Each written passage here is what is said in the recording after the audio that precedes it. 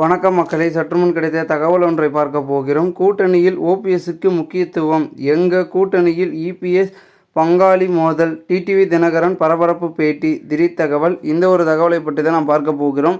தகவலை பார்ப்பதற்கு முன்னதாக நீங்கள் நம்மளுடைய சேனலுக்கு புதிய பார்வையாளர்களாக இருந்தீர்கள் என்றால் மறக்காமல் நம்மளுடைய சேனலை சப்ஸ்கிரைப் செய்து வைத்துக் கொள்ளுங்கள் மக்களே.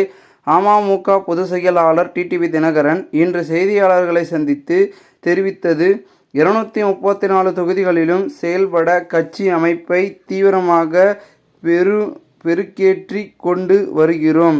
மதுரை உள்ளிட்ட இடங்களில் அமமுகவோ அல்லது கூட்டணி கட்சியோ போட்டியிட்டாலும் திமுக ஆட்சியை முடிவுக்கு கொண்டு வர சக்திகளை ஒன்றிணைக்க பணியாற்றுகிறோம்.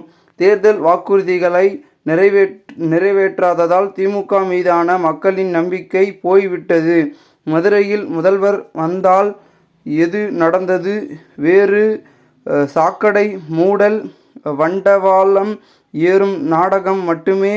பாஜக தமிழர்களுக்கு எதிரானது என திமுக மேற்கொள்கிற பிரச்சாரம் பொய்யானது.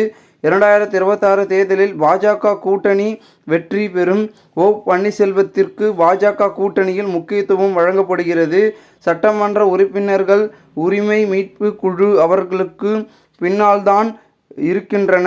தேர்தல் நேரத்தில் அவரது பங்கு வெளிச்சமாக தெரியும். அதிமுக என்பது ஜெயலலிதாவின் கட்சி. அவரை நம்பும் தொண்டர்களுக்கு எங்கும் இருந்தாலும் ஒரே நோக்கில் செயல்பட்டால் திமுக ஆட்சியை வீழ்த்த முடியும். திமுக கூட்டணி மக்கள் ஆதரவை இழந்து வருகிறது. ஆர்கே நகரில் நடந்தது 2026 மாநிலமெங்கும் நிகழும்.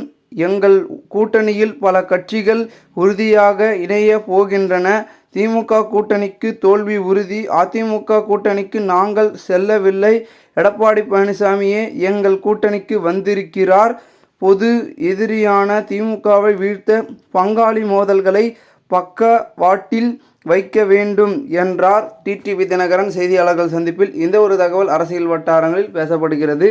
இந்த ஒரு தகவலை குறித்த பொதுமக்கள் உங்களுடைய கருத்துக்களை கூறுங்கள். இதுபோன்று நீங்கள் அரசியல் சார்ந்த நிகழ்வுகளாம் தினசரி தெரிந்து கொள்ள சேனலை சப்ஸ்கிரைப் செய்து வைத்துக் கொள்ளுங்கள். நன்றி, வணக்கம்.